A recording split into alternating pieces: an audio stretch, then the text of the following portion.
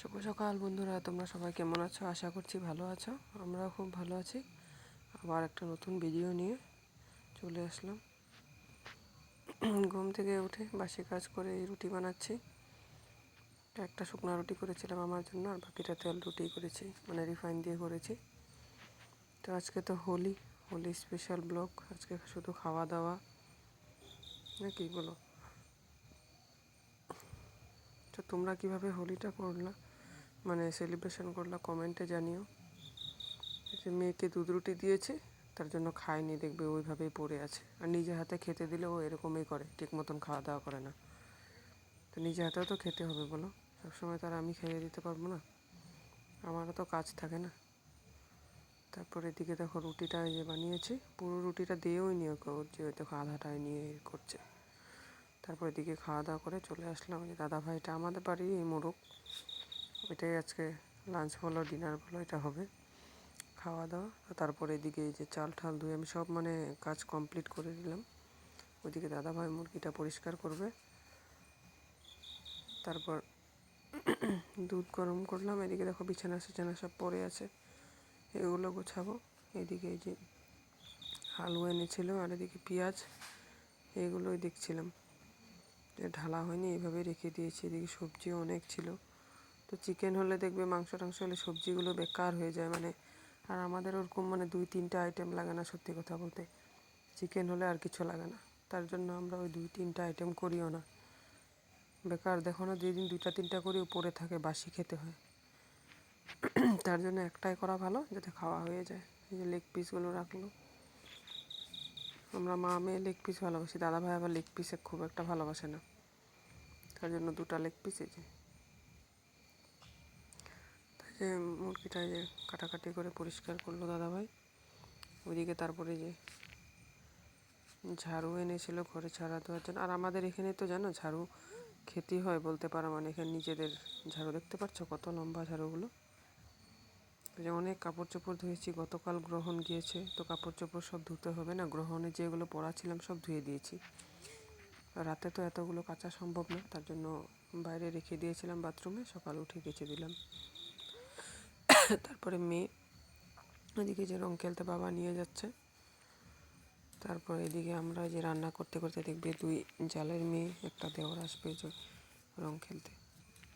তো সবটার ভিডিও করে নিয়ে রং লেগে যাবে, মোবাইলটা নিয়ে তো সামনে যাওয়া যায় না। তারপর এদিকে কাটাকাটি কমপ্লিট করলাম রান্নার জন্য। ওইদিকে চিকেনটা ম্যারিনেট করে দাদাভাই ফ্রিজে রেখে দিয়েছে। আমি বলছি চিকেনটার কথা, দাদাভাই মানে ধামালি করছে, বলছে কি জানি চিকেনটা তুমি রেখেছো আমাকে, বলছে। আমি তো ফ্রিজ খুলে দেখলাম ও মানে ম্যারিনেট করে রেডি। আমি ওইদিকে বাইরে অল্প কাজ করছিলাম, এসে দেখি কি সুন্দর হয়েছে দেখতে, একদম রান্না করা চিকেনের মতন লাগছে দেখে না, আর অনেক বড় ছিল। তারপর এই যে দেখো 2 জায়ের মেজিটা তো ছোট্ট পুচকি, 2 বছর হয়েছে, দেখছো দিদির সাথে এসে পড়ছে রং খেলতে।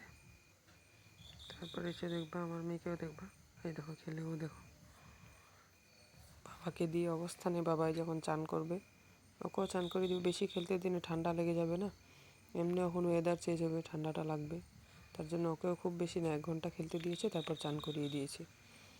তারপর এদিকে রান্নাটা এইটুকু আমিই করেছি, পেঁয়াজটা ভেজেছি, তো মাংসটা দিয়ে 1-2 বার নাড়া দিয়েছি, তারপর পুরোটা দাদাভাই করেছে। তা আমি এদিকে রান্নাটা নিয়ে মানে ব্যস্ত থাকলে, ওইদিকে বাইরে অনেক কাজ ছিল, তো তার জন্য আমি এদিকে থেকে সরে গিয়েছি। মানে আমি বলছি তুমি রান্নাটা এদিকে কমপ্লিট করো, আমি বাদ বাকি ওইদিকে করছি কাজগুলো। আর দেখবো রান্নাটা তো দাঁড়িয়ে দাঁড়িয়ে প্রায় এতগুলো চিকেনে, মুরগিটার ওয়েট ছিল 1 কেজি 800, তো ছাপা টাপা করে তো প্রায় 1.5 কেজি মাংস থাকেই না বলো। তো এতগুলো চিকেন রান্না করতে 1 ঘন্টার উপরে লাগবে। 1 ঘন্টা দাঁড়িয়ে থাকার থেকে আমার কত কাজ হয়ে যাবে ভাবো।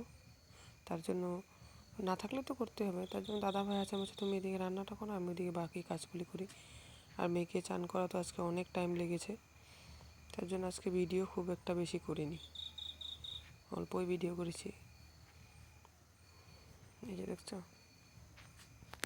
চিকেনটার কালারটা দেখছো, জাস্ট ওয়াও, খেতেও মানে দারুণ হয়েছে, কষা উঠিয়েছিল, মেয়ে খেয়েছে দেখবে, খুব টেস্ট হয়েছিল। আর দেশি চিকেন তো এমনিও খেতে টেস্ট, ব্রয়লারটা খুব একটা ভালো লাগে না আমার। মেয়ে ওইদিকে টেস্ট করতে কষা মাংস দিয়ে দিয়েছি ওকে এক পিস, ও নিয়ে বসে থাকবে এটা নিয়ে। চান টান করিয়ে দিয়েছে, ওই যে খাচ্ছে, বলছে কি টেস্ট হয়েছে। তারপরে আমিও চান টান করে পুজো দিয়ে এসে এই যে খেতে বসে পড়লাম। যদি ভিডিওটা ভালো লাগে লাইক করো, কমেন্ট করো আর সাবস্ক্রাইব করে আমার পাশে থেকো, ঠিক আছে? তো এখন আমরা খাওয়া দাওয়া করে কাপড় চোপড় সব মানে বাইরে আছে ওগুলো এনেছি, এনে মানে শুয়ে থাকবো। আর বেশি মানে ভিডিওটা আর আজকে করা হয়নি, ঠিক আছে? তো চান করে এসে দেখি আমি, জানো, মেয়ে যে কাপড়গুলো ধুয়ে রেখে গিয়েছিলাম শুকিয়ে আনা, দেখো কী সুন্দর করে ভাঁজ করেছে। মানে চোখে না দেখলে হয়তো বিশ্বাস করবো না অনেকে, কিন্তু মানে খুব সুন্দর করে ভাঁজ করেছে, দেখে আমি অবাক। তার জন্য তোমাদের সাথে শেয়ার করলাম। যদি ভালো লাগে সাবস্ক্রাইব করে আমার পাশে থেকো।